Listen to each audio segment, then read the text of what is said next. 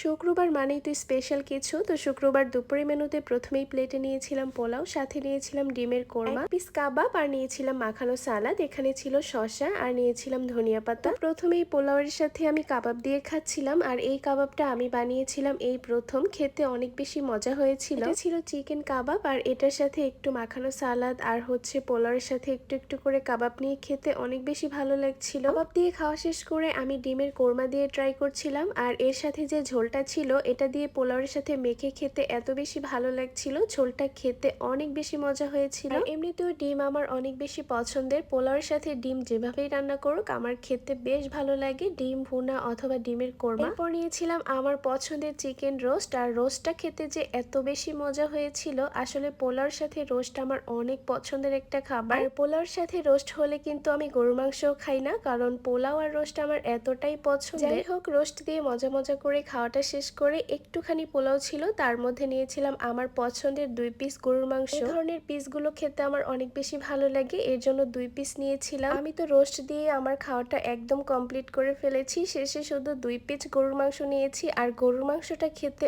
অনেক বেশি মজা হয়েছিল। এরপর খাওয়া দাওয়া শেষ করে আমি একটু ঠান্ডা ঠান্ডা 7 আপ খাচ্ছিলাম। আলহামদুলিল্লাহ, এগুলোই ছিল আমার আজকে দুপুরে খাবার।